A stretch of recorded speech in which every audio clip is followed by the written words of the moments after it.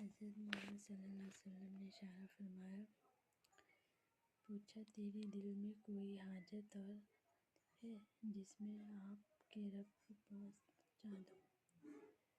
علیہ السلام نے کہا، میرے دل میں حفاظت ایک آزادی ہے جو آپ میرے رب تک پہنچا سکتے ہیں۔ قیامت کے دن جب آپ کی کنگال پر سرحد گزرنے لگے اور گزرتے وقت اس کے قدم لڑکھڑانے لگے تو حال اللہ تعالیٰ مجھے اسے اجازت دے گا کہ میں آپ صلی اللہ علیہ وسلم کی امت کے لیے اپنے پر بچھا دوں، سلامت سے گزر سکے۔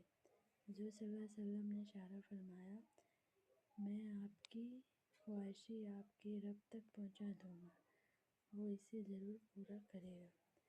سبحان اللہ، کیا شان ہے! میرے آقا اللہ تعالیٰ نے اس کے فرشتے نبی پاک صلی اللہ علیہ وسلم پر درود سلام بھیجا۔ ایمان والو، تم بھی آپ صلی اللہ علیہ وسلم پر درود و سلام بھیجا کرو۔ ہمارے درمیان فرق، نماز جس نے نماز چھوڑ دی۔ فخر کیا، مسلمان کافر شرک کے درمیان فرق نماز ہے۔ رسول صلی اللہ علیہ وسلم نے اشارہ فرمایا، دو نعمت ایسی ہیں، بہت سے لوگ لاپرواہ ہوتے ہیں، ایک صحت، دوسری فرغت۔ رسول صلی اللہ علیہ وسلم نے فرمایا،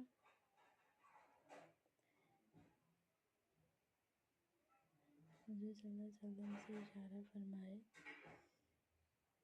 کہ بس نماز چھوڑنے سے کافر ہو جاتے ہیں۔ جب بندہ جھوٹ بولتا ہے تو اس کی جھوٹ پکڑ جاتی ہے، اور جب سچ بولتا ہے تو فرشتے اس سے ایک میل دور بھاگتا ہے۔ فرعون کا دریا نیل، نبی کا کوئی پرواہ نہیں مگر سینکڑوں سال عشق کرنا چاہتا تھا مگر دروازے پر پہنچ کر مر گیا۔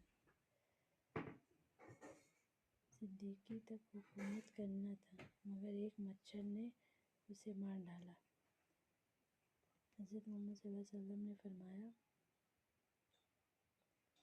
جس کا دل صاف ہے وہ ہر جگہ ٹکر جاتا ہے، کیونکہ آنسو بہت باتیں نکال دیتے ہیں دل کے پیچھے۔